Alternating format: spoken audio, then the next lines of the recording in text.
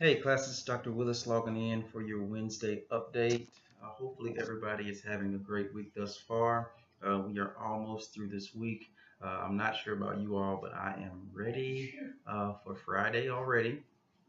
Here at Southeastern here in Hammond, I'm actually in between two offices. I'm still advising and teaching, but I've also taken on some extra duties in the Office of Student Conduct. So I am really running back and forth between each office, meetings every 30 minutes in each place. But hey, I drink coffee, I exercise in the morning, so I'm really not too stressed, and I'm good to go. But thank you for your efforts and hard work thus far. What I wanted to do was just kind of talk about where we should be at this point of the week and give you some tips going forward. So today we should be in the process of getting that initial post in the discussion board completed. That's going to be due tomorrow by 11:59 p.m. And remember, this week is all about self-assessment. So what we're doing in the discussion board is we're finding two self-assessments test that may test personality, different characteristics, different qualities of an individual. We're going to post those websites and we're going to talk about the details of each one of those assessments. Now, it's critical here in the discussion board, specifically for my graduate students, that we're very detailed. The discussion board doesn't have to be extremely long, but you want to be thorough in your post. It doesn't need to be brief either. So find that happy medium and really expound and explain the assessment tools that you located. And remember, you have to respond to at least two peers. And there's always specific response instructions located within the discussion board. And I'm not going to highlight those. I think you can go ahead and read those. We're graduate students. I think we can really work to follow instructions there. If you don't respond, it's an automatic 4-point deduction. So make sure you do your due diligence there to respond. And lastly, we have the short paper, the 3-2 midterm milestone 2 self-assessment paper. Now this is a pretty detailed paper. What you're doing is you're assessing 4 different areas. You're going to talk about your intrinsic motivation. You're going to talk about your self-efficacy.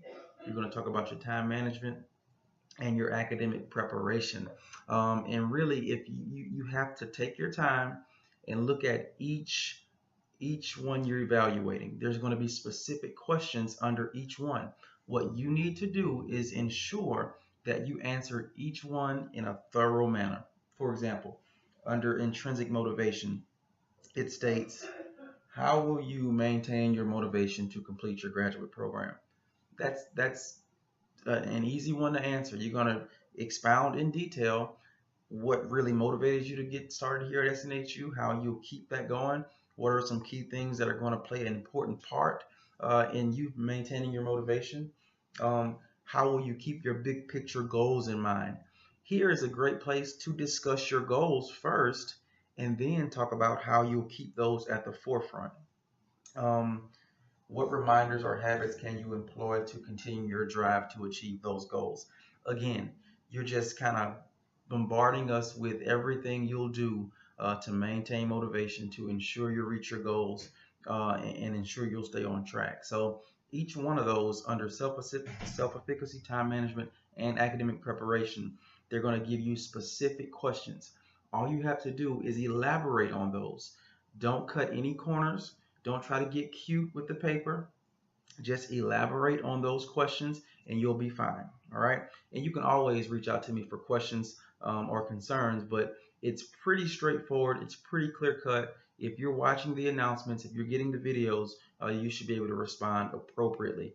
And if you scroll down in Module 3, if you scroll down to the bottom of Module 3 and you click rubrics and guidelines, it'll tell you how long this paper should be.